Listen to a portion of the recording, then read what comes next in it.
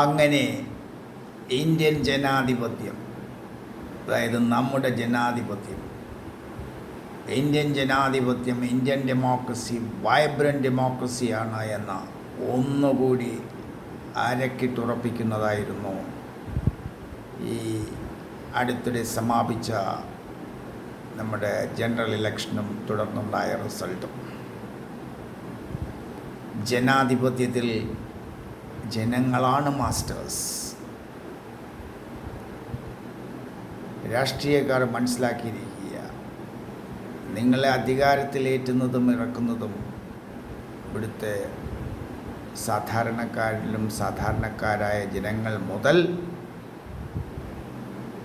നിങ്ങളുടെ കൂടെ നിൽക്കുന്ന, അല്ലെങ്കിൽ ഭരണത്തിൻ്റെ ആനുകൂല്യങ്ങൾ കൂടുതലും കൈപ്പറ്റുന്ന എലീറ്റ് ക്ലാസ് എന്ന് നിങ്ങൾ വിശേഷിപ്പിക്കുന്ന ആൾക്കാർ വരെയുള്ളവരുടെ വോട്ടിൻ്റെ മൂല്യം ഒന്ന് തന്നെയാണ്. അപ്പോൾ ആ ജനാധിപത്യത്തിന് ഭീഷണിയായി ഏതെങ്കിലും ഒരു പാർട്ടിയോ മുന്നണിയോ രൂപം നൽകുന്ന സർക്കാർ ഉണ്ടായാൽ അത് അനുവദിക്കാൻ ഇന്ത്യയിലെ സാധാരണക്കാരായ ജനങ്ങൾക്ക് കഴിയില്ല. അത് ഇതിന് മുമ്പും അടിയന്തരാവസ്ഥയെ തുടർന്ന് ഇന്ദിരാഗാന്ധി ഉൾപ്പെടെ പരാജയപ്പെട്ടതും കോൺഗ്രസ് അധികാരത്തിൽ നിന്നും ഇറങ്ങിപ്പോകേണ്ടി വന്നതും ഒക്കെ ചരിത്രം. ഇവിടെ ഇപ്പോൾ BJP ഒറ്റയ്ക്ക് ഭരിക്കുകയായിരുന്നല്ലോ. അവർ NDA എന്ന് പറയുമെങ്കിലും നരേന്ദ്രമോദിയുടെ പ്രസംഗങ്ങളിലോ നരേന്ദ്രമോദി ഒരിക്കൽ പോലും NDA ഗവൺമെൻറ് എന്ന് സൂചിപ്പിക്കുകയോ NDAയെക്കുറിച്ച് പരാമർശിക്കുകയോ ഈ സഖ്യകക്ഷികളിലുള്ള ആർക്കെങ്കിലും എന്തെങ്കിലും പ്രാധാന്യം നൽകുകയോ ചെയ്തിരുന്നില്ല. കാരണം അതിൻ്റെ ആവശ്യം നരേന്ദ്രമോദിക്ക് ഇല്ലായിരുന്നു, BJPക്ക് ഇല്ലായിരുന്നു. നരേന്ദ്രമോദിയെ സംബന്ധിച്ചിടത്തോളം ഇങ്ങനെ ഒരു കക്ഷി മന്ത്രിസഭ ഉണ്ടാക്കേണ്ട അവസ്ഥ അദ്ദേഹത്തിൻ്റെ രാഷ്ട്രീയ ജീവിതത്തിൽ ഉണ്ടായിട്ടില്ല. ഗുജറാത്തിൽ മുഖ്യമന്ത്രിയായിരുന്നപ്പോൾ അദ്ദേഹത്തിൻ്റെ പാർട്ടിക്ക് ഒറ്റയ്ക്ക് ഭൂരിപക്ഷം ഉണ്ടായിരുന്നു. അത് കഴിഞ്ഞ് ദേശീയ രാഷ്ട്രീയത്തിലേക്ക് വന്ന ഇന്ത്യൻ പ്രധാനമന്ത്രിയായപ്പോൾ 2 ടേമിലും BJPക്ക് ആബ്സല്യൂട്ട് മെജോറിറ്റി ലഭിച്ചിരുന്നു. അതുകൊണ്ട് മറ്റാരുടെയും സപ്പോർട്ടില്ലെങ്കിൽ പോലും BJPക്ക് മുന്നോട്ട് പോകാൻ കഴിയും. ആ ധാർഷ്ട്യം നരേന്ദ്രമോദിയുടെ എല്ലാ പ്രവർത്തന മേഖലകളിലും പ്രതിഫലിച്ചിരുന്നു. സകല സീമകളും ലംഘിച്ചുകൊണ്ട് അദ്ദേഹത്തിൻ്റെ ക്യാബിനറ്റ് മിനിസ്റ്റേഴ്സും MOSും സഹമന്ത്രിമാരും പല സന്ദർഭങ്ങളിലും പലയിടങ്ങളിലും പെരുമാറിയിട്ടുണ്ട്. കേരളത്തിൽ തന്നെ അതിന് നല്ല ഉദാഹരണമുള്ള ഒരു സഹമന്ത്രിയെക്കുറിച്ച് നിങ്ങൾക്ക് എല്ലാവർക്കും അറിയാവുന്നതാണ്. ഇപ്പോൾ UPയിൽ നിന്ന് പരാജയപ്പെട്ട സ്മൃതി ഇറാനിയെ പോലുള്ളവർ BJPക്ക് തന്നെ കളങ്കമായിരുന്നു. അഹങ്കാരത്തിൻ്റെ ആൾരൂപമായിരുന്നു സ്മൃതി ഇറാനി. അവിടെ കിഷോർ ലാലിനോട് പരാജയപ്പെട്ടതോടുകൂടി സകല അഹങ്കാരവും ശമിച്ചു.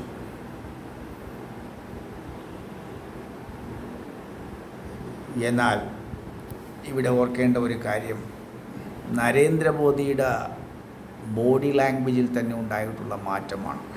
ചന്ദ്രബാബു നായിഡുവിനെയൊക്കെ കൈപിടിച്ച് വലിച്ചുകൊണ്ട് പോകുന്നു. ചന്ദ്രബാബു നായിഡുവിനെയൊക്കെ അമിത്ഷായൊക്കെ പറഞ്ഞിട്ടുള്ളത് ഓർത്താൽ ചന്ദ്രബാബു നായിഡുവിനൊന്നും ഈ BJPയുടെ 7 അയലത്ത് പോലും വരാൻ കഴിയില്ല.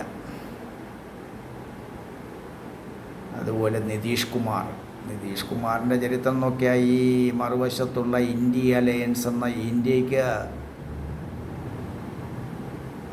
രൂപം നൽകുന്നതിൽ സുപ്രധാന പങ്ക് വഹിച്ച, അല്ലെങ്കിൽ അതിൻ്റെ അമരക്കാരനായിരുന്നു നിതീഷ് കുമാർ. അത് കഴിഞ്ഞ് മറുകണ്ഠം ചാടി എൻ ഡി എയിലേക്ക് വരികയായിരുന്നു.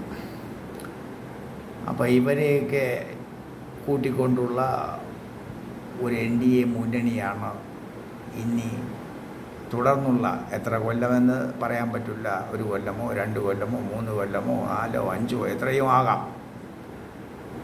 ഈ 5 കൊല്ലത്തിൽ എത്ര കൊല്ലം അധികാരത്തിലുണ്ടാവുമെന്ന് പറയാൻ കഴിയത്തില്ല. എന്തായാലും ഇനി അങ്ങോട്ടുള്ളത് ഒരു എൻ ഡി എ സർക്കാരാണ്. എന്തായാലും BJP സർക്കാരല്ല. BJPയുടെ റാങ്ക് ആൻഡ് ഫയൽ ഫോളോവേഴ്സിന് ഇനി അഹങ്കരിക്കാൻ ഒന്നുമില്ല.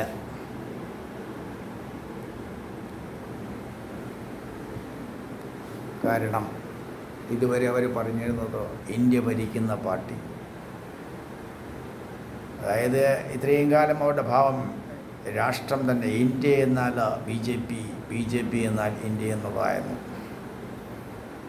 ഇനി അതൊന്നുമില്ലാതെ കൂട്ടുകക്ഷികൾ കൂടി പ്രാധാന്യം നൽകി മുന്നോട്ട് പോകാനേ നരേന്ദ്രമോദിക്ക് കഴിയുള്ളൂ. മറുപക്ഷത്താണെങ്കിൽ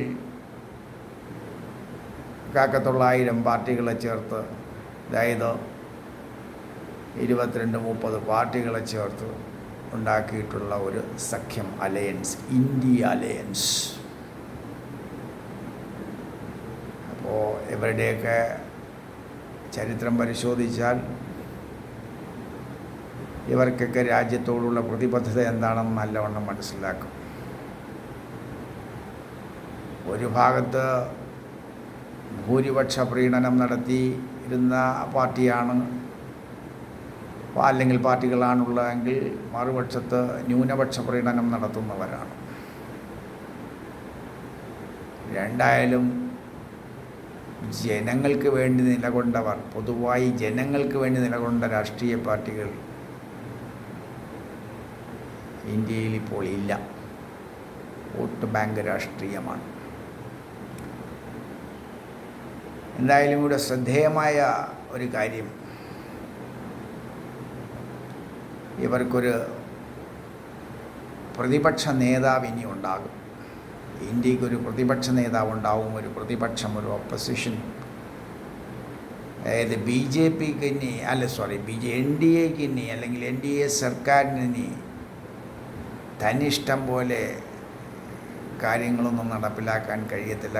തുടങ്ങി വെച്ച കുറേ മാറ്റങ്ങളുണ്ടല്ലോ, അതിൻ്റെ തുടർച്ച. അത് ഞാൻ പറയുന്നില്ല എന്തൊക്കെയാണെന്ന്. അതൊന്നും ഇനി അത്ര മുന്നോട്ട് കൊണ്ടുപോകാൻ കഴിയില്ല.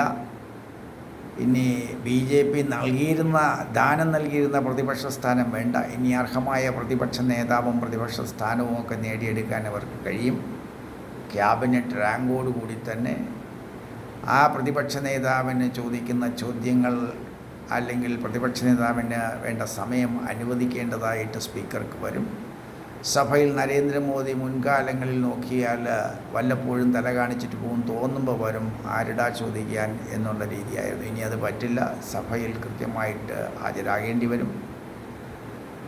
സഭയിൽ ഹാജരായില്ലെങ്കിൽ പ്രതിപക്ഷ നേതാവ് സ്പീക്കറോട് ആവശ്യപ്പെടും. അപ്പോൾ സ്പീക്കർക്ക് കർശനമായ നടപടികൾ സ്വീകരിക്കേണ്ടി വരും. പ്രധാനമന്ത്രിയെ സഭയിൽ വരുത്തേണ്ടി വരും. അപ്പോൾ അതൊക്കെ ഇനി വരാൻ പോകുന്ന കാര്യങ്ങളാണ്. എന്തായാലും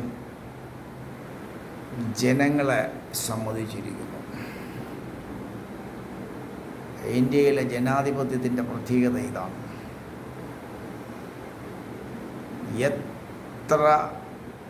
എന്തൊക്കെ കാണിച്ചാലും ജനങ്ങളുടെ മനസ്സിൽ അവർക്ക് സ്ഥാനം നഷ്ടപ്പെട്ടു കഴിഞ്ഞാൽ അവർ ആ രാഷ്ട്രീയ പാർട്ടിയെ അടുത്ത ജനറൽ ഇലക്ഷന് കണക്കിന് ശിക്ഷിക്കും എന്നുള്ളതിനൊരു ഉദാഹരണമാണ്. പിന്നെ ഇവിടെ എടുത്തു പറയേണ്ട ഒരു കാര്യം, ഇപ്പോഴും ഒറ്റ കക്ഷിയായി BJP തന്നെയാണ് 240 സീറ്റ് മേടിച്ച് നിൽക്കുന്നത്. ഈ രണ്ടാമത്തെ വലിയ കക്ഷി എന്ന് പറയാൻ ഇന്ത്യ അലയൻസിലെ കോൺഗ്രസിൻ്റെ നേതാക്കൾ തയ്യാറല്ല. അവർ പറയുന്നത് അവരാണ് 99 240-നേക്കാളും വലുതെന്നാണ് കോൺഗ്രസിൻ്റെ ഭാവം. അപ്പോൾ ഈ സാധാരണ ജനത്തിന് ഒരു സംശയം, പഠിച്ച കണക്കുകളൊക്കെ തെറ്റാണോ? 99 240 വലുത്? അവരുടെ ആഘോഷങ്ങളും അവരുടെ പ്രസ്താവനകളും അവർ മന്ത്രിസഭ ഉണ്ടാക്കാൻ പോകുന്നു എന്നൊക്കെ പറഞ്ഞു കഴിഞ്ഞാൽ ഇനി 99 വലുത്? അത് 1000-ത്തേക്കാളും വലുതാണോ ഈ 900 എന്നുള്ള സംശയം ജനമനസ്സുകളിൽ ഉണ്ടാവുകയാണ്. ഈ 99 സീറ്റ് തന്നെ കിട്ടിയത് നമുക്കറിയാം.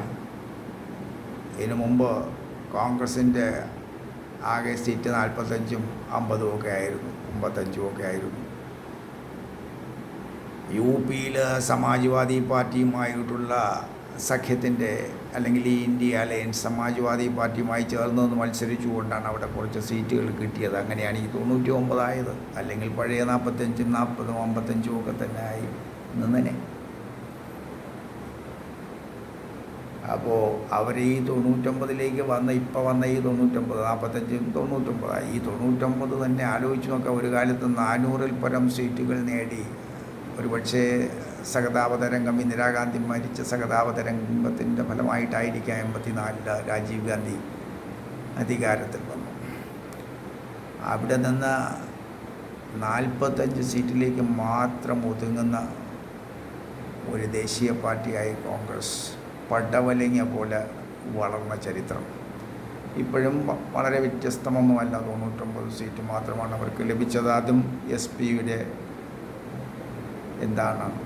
ദയാദാക്ഷിണ്യങ്ങൾ കൊണ്ട് മാത്രം. പിന്നെ ഇവിടെ എന്തൊക്കെയായിരുന്നാലും ഒരു കാര്യത്തിൽ ആശ്വസിക്കാം, ഇനി സർക്കാരിൻ്റെ ചെയ്തികളെ ചോദ്യം ചെയ്യുവാൻ ഒരു പ്രതിപക്ഷം, ശക്തമായ പ്രതിപക്ഷമുണ്ടാവും ഒരുമിച്ച് നിന്നാൽ.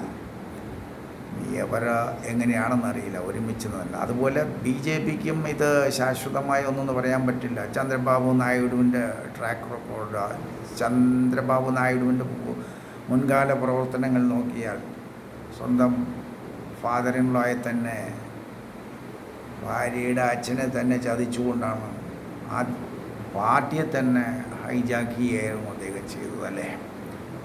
ഭയങ്കര കുശാഗ്ര ബുദ്ധിക്കാരനാണ് അദ്ദേഹം. പിന്നെ നിതീഷ് കുമാർ, ഇദ്ദേഹത്തിന് പറ്റിയ പേര് വല്ല ഓന്തെന്നെങ്ങാനും വിളിക്കുന്നതായിരിക്കും. കാരണം ഇന്ത്യ അല്ലെങ്കിൽ ഇന്ത്യ അലയൻസിൻ്റെ രൂപീകരണം, അതിൻ്റെ അത് ഫോം ചെയ്യുന്നതിൽ ഏറ്റവും പ്രധാനപ്പെട്ട വ്യക്തിയായിരുന്നു നിതീഷ് കുമാർ. അവസാന നിമിഷമാണ് ഈ NDAയിലേക്ക് വരുന്നത്. അപ്പോൾ നിതീഷ് കുമാറിനെ ഒന്നും വിശ്വസിക്കാൻ കഴിയത്തില്ല. അവരെയൊക്കെ ഇപ്പോൾ പിടിച്ചു നിർത്തിയിരിക്കുന്നത് ആന്ധ്രയ്ക്കും ബീഹാറിനുമൊക്കെ സ്പെഷ്യൽ സ്റ്റേറ്റസ് നൽകാമെന്നുള്ള ഉറപ്പിന്മേലാണ്. ഇനി എന്തൊക്കെ അവർ ആവശ്യപ്പെടും അതൊക്കെ ഇനി കണ്ടു തന്നെ അറിയാം. എന്തായാലും നരേന്ദ്രമോദിക്ക് ഈ NDA ഗവൺമെൻറ്റിനെ മുന്നോട്ട് കൊണ്ടുപോകുന്നത് അത്ര എളുപ്പമായിരിക്കില്ല. ഇനി മുന്നിലുള്ളത് ബെഡ് ഓഫ് റോസസ് അല്ലെങ്കിൽ പട്ടുമെത്തയൊന്നും അല്ല എന്ന് മോദിക്കും BJPക്കും നന്നായിട്ട് അറിയാം. അപ്പോൾ എന്തായാലും നല്ലൊരു സുസ്ഥിരമായ ഗവൺമെൻറ് ഉണ്ടാകുക എന്ന് പറയുന്നത് ഒരു രാജ്യത്തിന് അത്യന്താപേക്ഷിതമാണ്. വിദേശ ശക്തികളിൽ നിന്നുള്ള അല്ലെങ്കിൽ മറ്റ് രാജ്യങ്ങളിൽ നിന്നുള്ള ആക്രമണങ്ങൾ ഉണ്ടാകാതിരിക്കാനും മറ്റ് പല കാര്യങ്ങളിലും ഇന്ത്യയുടെ ശബ്ദം ലോകവേദികളിൽ മുഴങ്ങാനും ഒക്കെ ഇന്ത്യക്ക് ശക്തമായിട്ടുള്ള ഒരു ഭരണപക്ഷം ഉണ്ടാകണം. അതിപ്പോൾ ഒറ്റക്കക്ഷി ഭരണമായാലും കൂട്ടുകക്ഷി ഭരണമായാലും അതുപോലെ ശക്തമായ ഒരു പ്രതിപക്ഷം ഉണ്ടായിരിക്കണം. മോശമായ പ്രവർത്തനങ്ങളെ ചോദ്യം ചെയ്യാൻ കഴിയുന്ന അല്ലെങ്കിൽ അവരെ വീറ്റോ ചെയ്യാൻ കഴിയുന്ന ഒരു ശക്തിയായി പ്രതിപക്ഷം ഭരിക്കാനും അതുപോലെ ഭരിപ്പിക്കാനും ഭരിക്കുന്ന ഭരണപക്ഷത്തെപ്പോലെ അവരെ കൊണ്ട് ഭരിപ്പിക്കാൻ കഴിയുന്ന അല്ലെങ്കിൽ അവരെ മുന്നോട്ട് കൊണ്ടുപോകാൻ കഴിയുന്ന ഒരു ശക്തമായ പ്രതിപക്ഷമായി ഇന്ത്യ അലയൻസിന് മാറാൻ കഴിയട്ടെ. അങ്ങനെ അവരുടെ നഷ്ടപ്പെട്ട പ്രതാപം വീണ്ടെടുത്ത് അവർക്ക് അധികാരത്തിൽ വരാൻ കഴിയട്ടെ. BJPക്ക് നല്ല പ്രവർത്തനങ്ങൾ അല്ലെങ്കിൽ NDAക്ക് നല്ല പ്രവർത്തനങ്ങൾ കാണിച്ച് മുന്നോട്ട് പോകാൻ കഴിയട്ടെ. അങ്ങനെയാണെങ്കിൽ അവർക്കും ഇനി അവരുടെ ഭാവി ശോഭനമാക്കാൻ കഴിയും. എന്തായാലും ഇന്ത്യ വിജയിക്കട്ടെ. ഇന്ത്യയിലെ ജനാധിപത്യം, ഇത്രയും നമ്മുടെ വൈബ്രൻറ്റ് ഡെമോക്രസി, ആ ജനാധിപത്യം ഉള്ളിടത്തോളം കാലം ആർക്കും ജനങ്ങളുടെ മേൽ കൂടുതൽ ആധിപത്യം സ്ഥാപിക്കാമെന്ന് ആരും വിചാരിക്കേണ്ട. ജനാധിപത്യം എന്താണെന്ന് മനസ്സിലാക്കുക. ജനങ്ങളാൽ ജനങ്ങൾക്ക് വേണ്ടിയുള്ള ഭരണമായിരിക്കണം. Government of the people, by the people, for the people. ജനങ്ങൾക്ക് വേണ്ടി ജനങ്ങളാൽ തിരഞ്ഞെടുക്കപ്പെട്ട പ്രതിനിധികൾ മാത്രമാണ് നിങ്ങൾ. ഈ ഓർമ്മ നിങ്ങളുടെ മനസ്സിലെപ്പോഴും ഉണ്ടായിരിക്കണം. ഭരണപക്ഷത്തിനും പ്രതിപക്ഷത്തിനും എല്ലാ ആശംസകളും നേർന്നുകൊണ്ട് നിർത്തുന്നു. നന്ദി, നമസ്കാരം.